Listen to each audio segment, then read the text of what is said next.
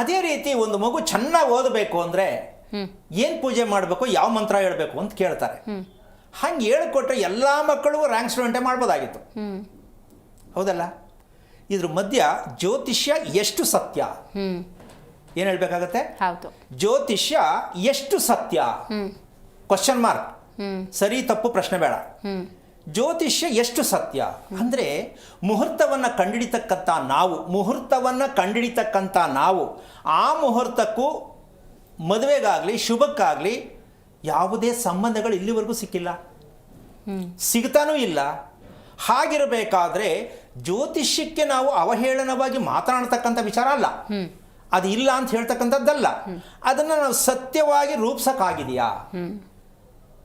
ಸತ್ಯ ಇದೆ, ಜ್ಯೋತಿಷ್ಯ ಸತ್ಯ ಇದೆ, ಎಷ್ಟು ಸತ್ಯ ಅಂತ ಕೇಳಬೇಕಾಗತ್ತೆ. ಅದನ್ನು ನಿರೂಪಣೆ ಮಾಡೋದಕ್ಕೆ ನಾವು ತುಂಬ ಹಿಂದೆ ಹೋಗಿದ್ದೀವಿ. ಆದರೆ ಅದನ್ನು ಹೇಳಿ ಹೇಳಿ ಜನಕ್ಕೆ ಸಮಾಧಾನ ಮಾಡ್ತಾ ಇದ್ವಿ, ಇದು ಮಾಡ್ಕೊಳ್ಳಿ ಅಂತ.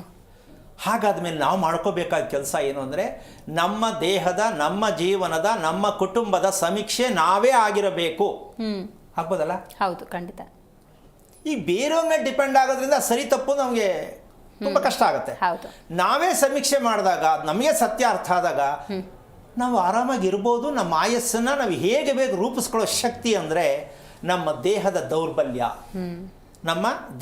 ದೌರ್ಬಲ್ಯ ಏನು ಭಯ, ಅದು ಹೋದರೆ ಆಟೋಮೆಟಿಕ್ಕಲಿ ನಿಮ್ಗೇನು ಸಮಸ್ಯೆಗಳು ಕಂಡೇ ಬರಲ್ಲ. ಮಕ್ಕಳಿಂದ ದೊಡ್ಡವರಾದಿಯಾಗಲೂ ಎಲ್ರಿಗೂ ದೌರ್ಬಲ್ಯವೇ ಅದೇ ಇರೋದು.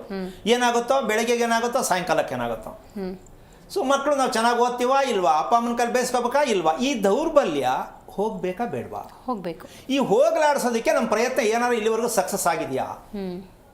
ಅದು ಕೆಲವ್ರಿಗೆ ಆಗಿರಬಹುದೇನೋ, ಬೇಡ ಇಲ್ಲ ಅಂತ ಹೇಳೋದು ಬೇಡ, ಕೆಲವ್ರಿಗೆ ಆಗಿರಬಹುದೇನೋ. ಸಾರಾಸಗಟಾಗಿ ಇದನ್ನು ನಾವು ಹೀಗೆ ಪಡ್ಕೋಬೋದು, ಒಬ್ರು ಹೇಳಿದ್ದನ್ನು ನಾವು ಅದನ್ನು ರೂಪಿಸ್ಕೋಬೋದು ಅಂತಕ್ಕಂಥ ಶಕ್ತಿ ತುಂಬ ದುರ್ಬಲತೆ ಆಗಿರತಕ್ಕಂತಹ ಒಂದು ಜೀವನ ಆಗಿದೆ. ಒಪ್ಕೋಬೋದಲ್ಲ? ಸೊ ಈಗ ನಾವು ವಿಚಾರಕ್ಕೆ ಬರೋದೇ ಆದರೆ ಮನೆ ಕಟ್ತಕ್ಕಂತಹ ಒಂದು ಲೆಕ್ಕಾಚಾರದಲ್ಲಿ ಸಾಮಾನ್ಯವಾಗಿ ಗೊತ್ತಿರ್ತಕ್ಕಂಥ ವಿಷಯ, ಈಶಾನ್ಯವನ್ನು ನಾವು ಸ್ವಲ್ಪ ಮುಂದೆ ಜಾಸ್ತಿ ಇಟ್ಕೊಂಡ್ರೆ ಮನೆಗೆ ಒಳ್ಳೆಯದು ಅಂತ ಕೇಳ್ಪಟ್ಟಿದ್ದೀವಿ. ಅದು ಸರಿ ಅಂತನ ತಪ್ಪು ಅಂತನಮ್ಮ? ಈಶಾನ್ಯ ಒಂಚೂರು ಮುಂದಕ್ಕಿದ್ರೆ ಭಾರಿ ಒಳ್ಳೇದು ಒಂದು ಭಾಗ. ಆಮೇಲೆ ಸೈಟು ಸ್ವಾಮಿ ನಮ್ದು ಒಂದ್ ಸ್ವಲ್ಪ ಈಶಾನ್ಯ ಜಾಸ್ತಿ ಬೆಳೆದಂಗೆ ಅದೇ ಸ್ವಾಮಿ ಭಾರಿ ಒಳ್ಳೇದಂತೆ ನಮ್ಗೆ. ಇದರಂತ ದುರಂತವಾದ ವಿಚಾರ ಇನ್ನೊಂದಿಲ್ಲ, ಅರಿವೇಲ್ಲ ಇದು.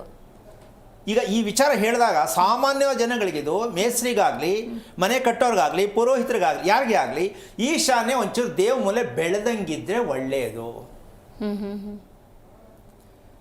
ಇದನ್ನು ಮಾಡೋದ್ರಿಂದ ಎಷ್ಟು ಮನೆ ಹಾಳಾಗತ್ತೆ, ಎಷ್ಟು ಮನೆಗಳು ಹಾಳಾಗತ್ತೆ ಅಂತ ನಮಗಿನ್ನೂ ಮನವರಿಕೆ ಆಗಿಲ್ಲ.